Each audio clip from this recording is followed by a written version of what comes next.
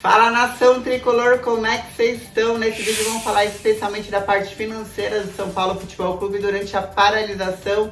Será que a gente vai ser obrigado a vender o Igor Gomes? Qual a expectativa de prejuízo do São Paulo numa previsão de paralisação durante 3 meses? Quem já deixou de pagar o São Paulo e quem o São Paulo obrigatoriamente precisa pagar. Falando em obrigatoriedade, vamos falar um pouquinho também sobre os atletas que não estão aceitando a redução salarial. Tem até advogado já dizendo que é inconstitucional, que a Lei Pelé os protege e que se o atleta quiser buscar uma rescisão, ele tem direito. Vou te contar em que momento São Paulo parece igual cachorro abandonado na estrada, qual que é a dimensão de todo esse problema. E mesmo assim, nosso tricolor ainda tenta ter o coração de mãe e faz um projeto para doação de cestas básicas que você pode contribuir.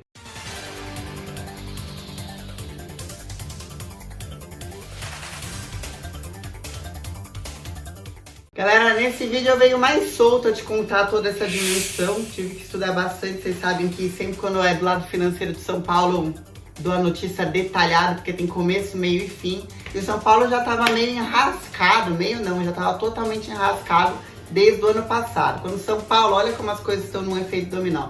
Quando o São Paulo toma a decisão ano passado de não vender nenhum atleta, e aí tem aqueles problemas com o Ricardinho que foi parar na justiça. Segundo o próprio Pássaro que deu entrevista na ESPN, a gente também tem problema com direito de imagem de atleta, direito de arena lá de trás de mais de 10 anos, que agora que está repercutindo. Aí o São Paulo fechou num déficit de 156 milhões de reais, o balanço anual de 2019. Aí aquelas decisões fizeram o Conselho de Administração encarcar o São Paulo agora no comecinho do ano.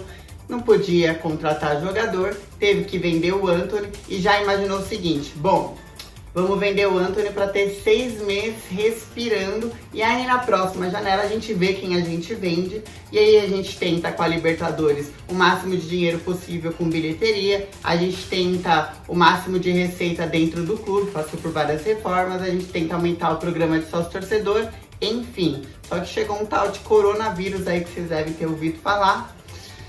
E acabou com todas as perspectivas do São Paulo. O diretor de finanças do São Paulo, que também é conselheiro, o Elias Albarello, deu entrevista para o canal do Nicola. Aliás, o Nicola sempre com umas entrevistas muito boas.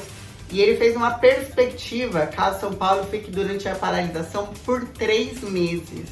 Ele disse que, num contexto geral, que a gente não tem ideia se vai voltar agora no final do mês, ou se a gente fica até junho nessa, o São Paulo tem uma previsão aí de pelo menos 100 milhões de prejuízo. Daí eu vou te explicar. Por exemplo, a Adidas já chegou pro São Paulo e falou: olha, também aconteceu isso com o Palmeiras, também aconteceu isso com outros times, não foi só com o São Paulo, somos especiais. Falou: olha, não tenho como pagar o valor que nós temos em contrato, que é uma parcela mensal de 1 milhão. Então, se são 3 meses parados, já são 3 milhões a menos da Adidas que entra. A Globo já avisou o São Paulo: também não vou pagar as cotas do Campeonato Paulista e nem do Brasileirão. Só no Campeonato Paulista deixam de entrar 26 milhões e do Brasileirão, da primeira parcela, são mais 22 milhões que deixam de entrar. Agora em abril, vocês sabem que o Patrocínio Master encerra o contrato, estava em fase de negociação, mas agora não tem para que o Banco Inter procurar o São Paulo e falar: então, não tá tendo nem campeonato. Então aí são 22 milhões mais ou menos anual também que deixa de entrar, numa primeira parcela que já deveria entrar agora, também já não entra. Aqueles 5 milhões do Gustavo Maia, que a gente vendeu, que seria uma prioridade para o Barcelona de compra, ainda não é o passe, tem o valor do passe fixado em contrato, também não entrou. Porque como estava em negociação, aí veio o coronavírus, vocês sabem que o Barcelona cortou 70% do salário dos jogadores, vocês escutem isso. 70% do salário dos jogadores, imagine que ia pagar 5 milhões para São Paulo para ter uma preferência de compra do Gustavo Maia. E aí não concluiu a negociação, ela ficou pendente, pode ser que possa ser que ainda aconteça, mas por enquanto não rolou, então já são 5 milhões a menos. Aí vocês lembram que São Paulo contratou Daniel Alves, falou: vou trazer uma parceria, porque o salário do Daniel Alves é o salário do Daniel Alves. E aí tinha fechado uma parceria com a Dasni. A Dasni ia ajudar no pagamento de direitos de imagem. E agora ia entrar uma parcela de 5 milhões também para o São Paulo, que também deixou de entrar, ainda não está em vigor essa parceria com a DAZN. Além disso, você tem que imaginar que São Paulo também deixa de receber bilheteria de todos os jogos. Quando voltarem os campeonatos, São Paulo já sabe, todas as confederações já estão conversando disso, que os primeiros jogos, primeiro 1 mês, 2 meses, não terão torcida. Sim, então a gente pode ser que volte uma Libertadores e tenha um São Paulo e River sem torcida, por exemplo. Então já não ganha com bilheteria mesmo quando voltarem os campeonatos. Além disso, você tem que imaginar que não pode ter aglomeração, então o estádio também vai continuar fechado. E aí durante esses 3 meses, mais tempo que o estádio continuará fechado, não vai ter a circulação do Concept Hall. Para quem não conhece, que é de fora de São Paulo tem desde aquela época do Juvenal lá um mini shoppingzinho dentro do Morumbi, que tem uma academia, tem restaurantes, tem um restaurante, uma churrascaria do Lugano que recém abriu, tinha menos de 6 meses. Então, tudo isso não funcionando, então o concessionário de São Paulo é um dinheiro que também deixa de entrar. A manutenção do clube, dos associados, agora posso falar de mim, que também sou associada, a gente não tá pagando, a gente recebeu um comunicado de São Paulo logo nas primeiras semanas de quarentena, dizendo que não precisava pagar porque o clube estaria fechado. Além disso, tem as participações associativas e, por fim, o programa de sócio-torcedor, que foi diretamente afetado, claro. Se a gente está tendo programa de auxílio de R$600 para ajudar as famílias, quem é que vai manter? O sócio-torcedor não está tendo nem jogo, você corta o que existe de mais supérfluo. São Paulo está deixando de receber de todos os lados que vocês imaginarem, mas a folha salarial continua sendo de R$10 milhões mensais. Além disso, São Paulo também tem que pagar o quadro de funcionários de Cotia, são pessoas CLT, CT da Barra Funda, Refis, o estádio do Morumbi, as pessoas do estádio, e o pessoal do clube, segurança, faxineiro, todo mundo que trabalhava, pessoal da diretoria, e aí a diretoria executiva já cortou, já reduziu, por exemplo, Raí, Lugano, todos os diretores próprio Elias já reduziram seu salário pela metade. Agora faltam, por fim, os atletas. Como é que tá essas negociações com os atletas? E vamos entender o contexto geral para já não ir na rede social falar filho da mãe, tem que entender. Vamos lá. O São Paulo estava atrasado no direito de imagem, não tinha pago nem em janeiro nem em fevereiro. Foi lá, pagou de janeiro, fevereiro, direito de imagem, salário estava em dia, certo? Aí pagou direito de imagem em janeiro e fevereiro e pagou só metade do salário inteiro, que são duas coisas diferentes, de março, só metade.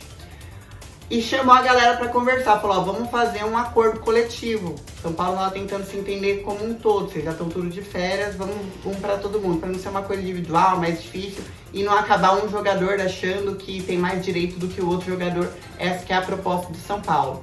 Só que não conseguiu, porque alguns jogadores ainda têm questões a receber de contrato. Então, por exemplo, vamos supor, vamos viajar aqui na maionese, que o Daniel Alves foi contratado, por exemplo, que é ele, fica muito claro. E aí ele tem um valor de luvas desde a contratação, da época de contrato, para receber. E aí o São Paulo não tem esse valor, mas ele fala assim, olha, eu vou receber de Libertadores, eu vou receber de Globo e tal, então eu te dou essas luvas em parcelas semestrais. Aí quando chegou em janeiro, o São Paulo não tinha esse dinheiro porque fechou em déficit. Olha o efeito dominó que eu falei no começo do vídeo.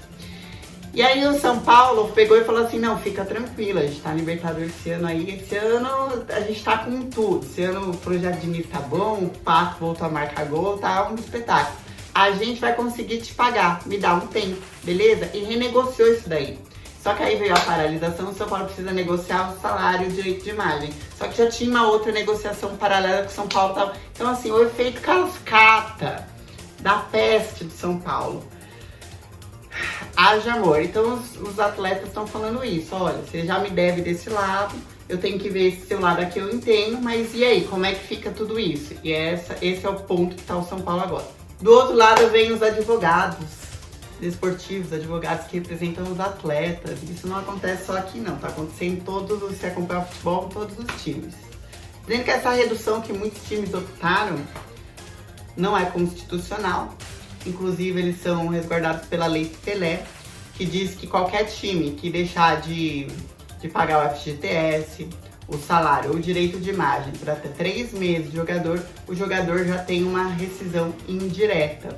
Então, se o jogador procurar por vias jurídicas uma rescisão contratual, ele consegue, para o São Paulo, por exemplo, ter pago apenas 50% do salário sem ter um acordo coletivo previamente. Já saiu em toda a mídia, o diretor de futebol Raí tá pedindo compreensão de todos os atletas, falando, olha, não é fácil o que tá acontecendo. Entendam o momento, não tem como agora a gente ficar tirando um no outro. O Pato foi um dos poucos jogadores que falou, olha, a gente tem que se ajudar. Ninguém imaginava o que estava acontecendo. Quando a gente viu ali, começando na China, a gente não imaginou que ia atravessar a Europa e chegar aqui. É uma loucura, só que cada jogador vive uma realidade. Então, antes de bater no jogador, se você ganhar 500 mil por mês, você vai fazer conta em cima de 500 mil. Só que é aquela coisa, ninguém imaginava que a gente ia passar por essa pandemia, isso é algo inédito. Então, até a gente como torcida tem que pedir com amor, né? Gente, vamos se entender, vamos se abraçar, vamos se ajudar, que esse é o momento. Antes de falar que São Paulo ainda tá tentando com o coração de mãe pedir também a sua doação, sua contribuição, eu quero deixar assim, porque sei que acabam me assistindo, sempre acaba rolando. Eu só quero deixar um adendo porque esse é um ano de eleição de São Paulo e vai ter inclusive uma série aqui no São Paulo falando especialmente desse assunto. E é um ano, normalmente, quando tem eleição, que assim, desde o ano passado a gente já vive um cenário de pressão nos bastidores, é um tentando derrubar o outro. Vocês viram o Daniel Alves no ano passado vindo falar, ai, é difícil trabalhar aqui, porque quem tá fora quer entrar, é um derrubando o outro. E aí vocês viram os jogadores pela primeira vez mantendo o diretor de futebol falando não vai mandar embora o Raí, não vai mandar embora o Fernando Diniz, quando o Leco queria colocar o Belmonte. Então assim, normalmente é um ano em que oposição e situação se atacam, vão pra mídia, inventam história, aí sai, nossa, Twitter de hacker dizendo que tem documentos, aí vai lá, coloca a culpa no VP e tal. E quem que se dá mal nisso? A gente que é torcedor, o futebol e o clube tá como tá nesse efeito dominó. Mas é um ano que não cabe um negócio desse. Esse é um ano, é uma eleição que vai ser diferente. O que cabe é a gente se ajudar com amor. É o atleta entender que, caramba, tem gente morrendo pra caramba, tudo quanto é país do mundo, olha o que tá acontecendo, nunca se viveu um momento como esse, vou ter que reduzir. É o momento do cara da oposição que dá a entrevista entender e falar, bom, ou a gente busca o melhor e para de se atacar, a gente vai ter que começar a aprender a dialogar, e o cara da situação que estava envolvido nos negócios meio estranhos, umas coisas meio nebulosas, vai ter que entender que ele vai ter que parar de se envolver nesse tipo de situação. Ou não sei qual é o futuro de São Paulo, não nesse ano, mas no próximo, porque a gente tá vivendo agora, a gente não tá conseguindo respirar igual um Flamengo da vida, tá? Por exemplo, porque a gente teve as decisões erradas nos anos passados. Enfim, já prolonguei demais o vídeo. Só finalizando aqui, vou deixar embaixo uma conta do Bradesco. Não é minha não, é do São Paulo Futebol Clube.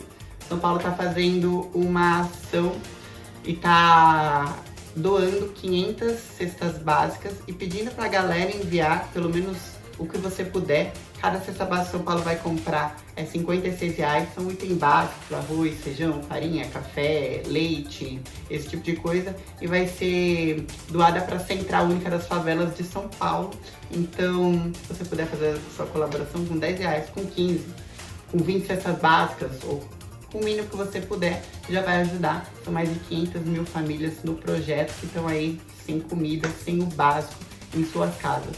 Fechou? Gente, qualquer dúvida deixa nos comentários que eu respondo no próximo vídeo. E lembrando, canal Reis da Raça, onde eu falo de futebol em geral. Fechou? Fechou.